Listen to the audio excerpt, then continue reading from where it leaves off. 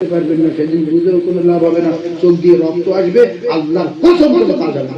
বাপের ব্যবসা,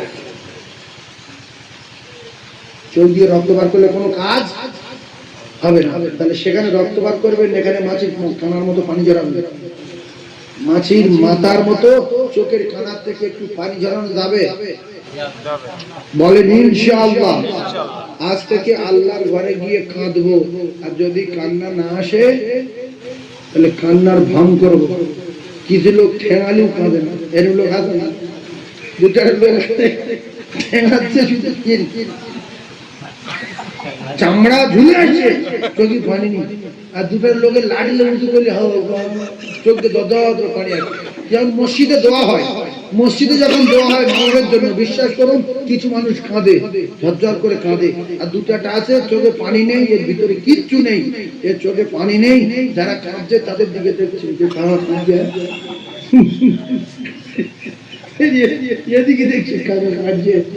ভাই ও যদি দেখে যে আমার দিকে সবাই তাকাচ্ছে, ও খানা বন্ধ করতে হবে, খানার জায়গা না, ছেড়ে যাই।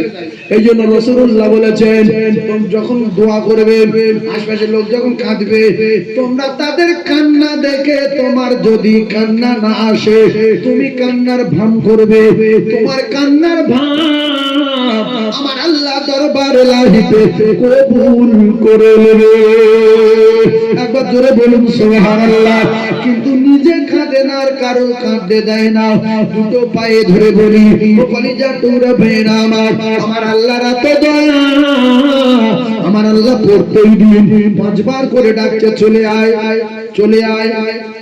জোহরে আয় বলছে যাবো না, আসরে আয় বলছে অত সহজ না, মাগরিবে আয় বলছে যাবো না, তো মেরে দিতে পারি, হ্যাঁ পারো। তাহলে এশায় আয় বলছি তো যাবো না, তো রাত্রি শেষ করতে পারি, হ্যাঁ পারো। ফজরে বলছে উঠবো না। এমন লোক আছে না, না সব স্বীকার করছে কিন্তু ডাকে সাড়া দেয় না। আল্লাহ বলে তোদের যত দাবি, আমি যখন ডাকবো রে তোরা আমার বাড়ি যাবি, আর তোদের যার যা খুশি আমার কাছে সব আছে, তোদের জ্ঞানে যা চাওয়া পাওয়া আছে আমার কাছে চাইবি। আমি আল্লাহ তোদের যা দিয়েছি আরো নিয়ামতে ভরিয়ে দেব রে। আরো জোরে বলুন সুবহানাল্লাহ। তাই আমি আপনাদের সকলের হাতে ধরে বলছি, পায়ে ধরে বলছি, বাপ ছেলের মহব্বত কমান, মেয়ের মহব্বত কমান, বাপের মহব্বত কমান, মায়ের মহব্বত কমান, নিজের জমি জায়গার মহব্বত কমান, কমিয়ে রাসূলুল্লাহর মহব্বত বাড়ান। বাপ যদি কবরে যেত তাহলে বাপের দেখা যেত। এই জন্য নবী বলেছে, তোমার বাপ, তোমার মা, তোমার ছেলে, তোমার মেয়ে, তোমার 14 পুরুষ, অন্য আছে নাই, পৃথিবীর যত প্রেম আছে সবচেয়ে বেশি আমার সঙ্গে প্রেম করতে হবে। তাহলে যেহেতু ওরা কেউ যাবে না, ওদের মহব্বত একটু কমিয়ে দরুদের মহব্বত বাড়ানোর দরকার আছে না? আছে। কে কবরে যাচ্ছে?